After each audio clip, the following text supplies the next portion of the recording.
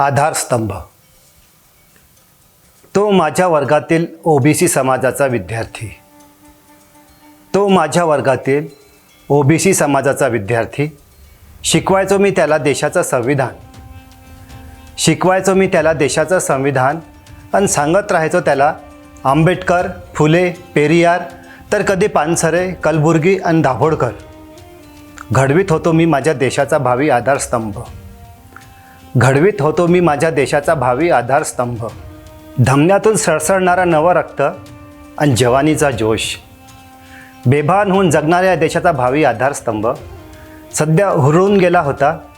नव्या राष्ट्रवादाच्या भूलथापांना बळी पडून सांगत होता साऱ्यांना, देश 1947ला नाही 2014ला स्वतंत्र झाला. देश 1947ला नाही 2014ला स्वतंत्र झाला. चक्रावलो मीही. म्हटलं आपल्या बापजाद्यांनी रक्त सांडवलं स्वातंत्र्यासाठी. म्हटलं आपल्या बापजाद्यांनी रक्त सांडवलं स्वातंत्र्यासाठी. त्याने बेफिक्रीने उडवले त्याचे दोन्ही खांदे. त्याने बेफिक्रीने उडवले त्याचे दोन्ही खांदे आणि सांगायला लागला मला ट्रिलियन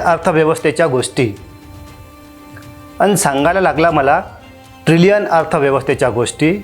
एकदा विश्वगुरू झालो की साऱ्या विश्वात वाजणार आहे म्हणे भारताचा डंका.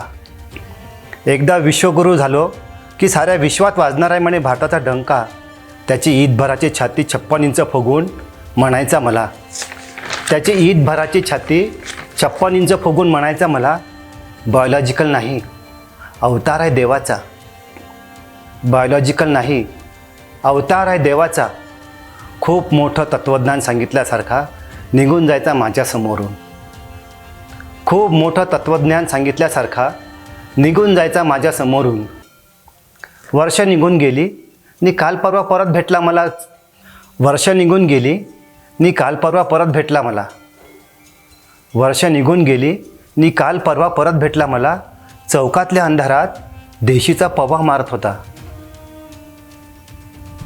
मला अनोळखी नजरेनं न्याहाळत होता. मला अनोळखी नजरेनं न्याहाळत होता. मीच म्हटलं मग समोरून, तू डंका वाजवणार होता ना विश्वगुरूचा साऱ्या विश्वात. तू डंका वाजवणार होता ना विश्वगुरूचा साऱ्या विश्वात. त्यांनी तर हातपाय बांधून पाठवलं आपल्या भावा बहिणींना इंडियात. तू डंका वाजवणार होता विश्वगुरूचा साऱ्या विश्वात. त्यांनी तर हातपाय बांधून पाठवलं आपल्या भावा बहिणींना इंडियात. GDP घसरला, रुपया घसरला, बेरोजगारी वाढली, टॅक्स वाढले, महागाई वाढली, भ्रष्टाचार वाढला. स्विस बँकेतला काळा पैसा तसाच राहिला. आता तर व्यक्ती स्वातंत्र्य घेता हिरावून. आता तर व्यक्ती स्वातंत्र्य घेता हिरावून. ते जाऊ दे, तू सांग आई बाबा भाऊ बहीण कसे आहेत तुझे. ते जाऊ दे, तू सांग आई बाबा भाऊ बहीण कसे आहेत तुझे. आसवांची धार सरकन त्याच्या डोळ्यातून ओघळली. आसवांची धार सरकन त्याच्या डोळ्यातून ओघळली. मी खांद्यावर हात ठेवला त्याच्या.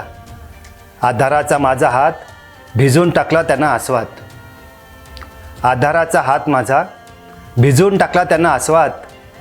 कुंभमेळ्याच्या चेंगराचेंगरीत मोक्ष प्राप्त झाला आईबाबांना. अन औरंग्याच्या दंगलीत लहान भाऊ गेला. बहिणीची अब्रू लुटून मारून टाकलं तिला. सर, राजकारण्यांवरचा विश्वासच उडाला माझा. तुम्ही म्हणायचे सर या देशाचे आम्हाला आधारस्तंभ. तुम्ही म्हणायचे सर या देशाचे आम्हाला आधारस्तंभ. पण या देशाच्या आधारस्तंभांना त्यांनी टेम्पररी बेसिसवर उपयोगात येणारे टेको करून ठेवलेत. पण या देशाच्या आधारस्तंभांना त्यांनी टेम्पररी बेसिसवर उपयोगात येणारे टेको करून ठेवलेत. सर मला परत एकदा संविधान, फुले, आंबेडकर, पेरियार वाचायचं आहे. सर, मला परत एकदा संविधान, फुले, आंबेडकर, पेरियार वाचायचं आहे. आम्ही प्रथमतः भारतीय आणि अंतिमतः भारतीय. अभिमानाने म्हणायचं आहे.